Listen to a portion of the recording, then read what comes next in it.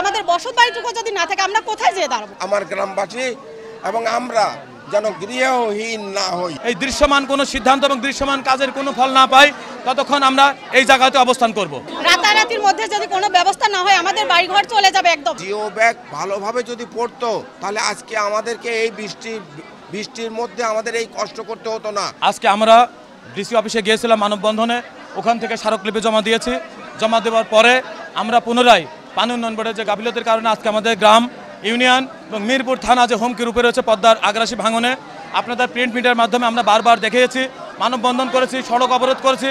আমরা দৃশ্যমান কাজ এখনও পাই নাই বিধায় আমরা বাধ্য হয়ে আমরা আপামর জনগণকে নিয়ে বহলবাড়িয়া, তালবাড়িয়া, বারুইপাড়া এবং ভাইচর ইউনিয়নের এলাকা আপামর জনগণকে নিয়ে আজকে আমরা এই পানি উন্নয়ন বোর্ডের সামনে আমরা অনশন কর্ম, বৃষ্টি এবং ঝড় বৃষ্টি অপেক্ষা করে আমাদের ঘর বাড়ি বাঁচানোর তাগিদে আমরা পানি উন্নয়ন বোর্ডে আজকে এসে এই মানববন্ধন কর্মসূচিতে আমরা অবস্থান নিয়েছি।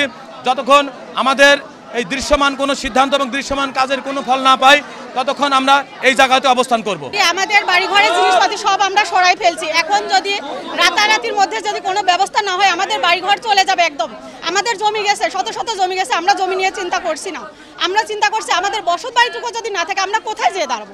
আমাদের দাঁড়ানোর আর কোনো পথ নাই। তাই বলতেছি পানি উন্নয়ন বোর্ডের কাছে একটাই দাবি, আমাদের বাঁধটা দ্রুততমভাবে যেন আপৎকালীন ব্যবস্থা নেয়।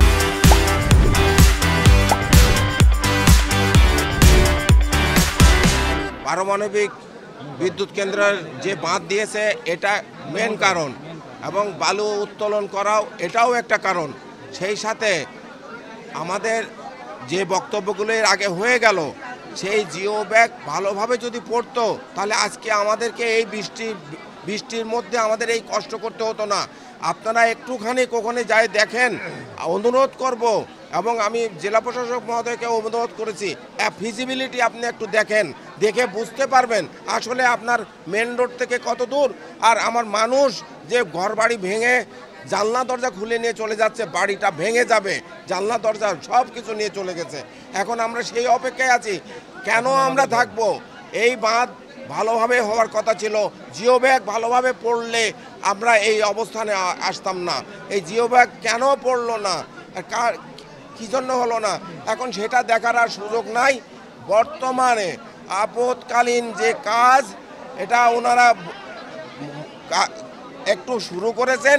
আমরা এসেছি যাতে এই আপৎকালীন কাজটা সুষ্ঠুভাবে সুন্দরভাবে চলে, জনবন্ধ না হয়।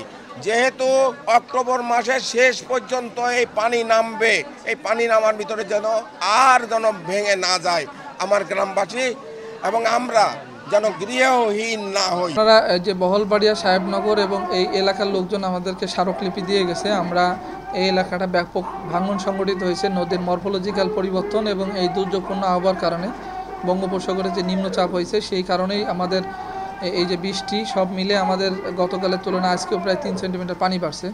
তো ওই এলাকাগুলো ব্যাপক ভাঙন হচ্ছে। আমরা সম্প্রতি সময় শুক্রবারেও আমরা ওখানে সাইট ভিজিট করছি এবং আমরা ওটা অবজারভেশনে রাখছি।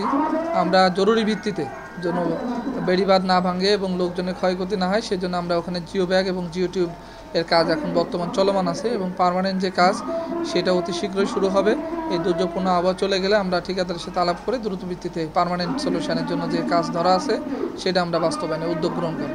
রূপপুর পার্বণ বিদ্যুৎ কেন্দ্রের ভিতর দিয়ে 500 মিটার একটা গ্রোয়ের নদীর মধ্যে আছে, সেটা নদীর পানি যে আসছে সেটা কিছুটা বাধাগ্রস্ত হয়ে অপর পাড়ে ভাঙতেছে আর কি।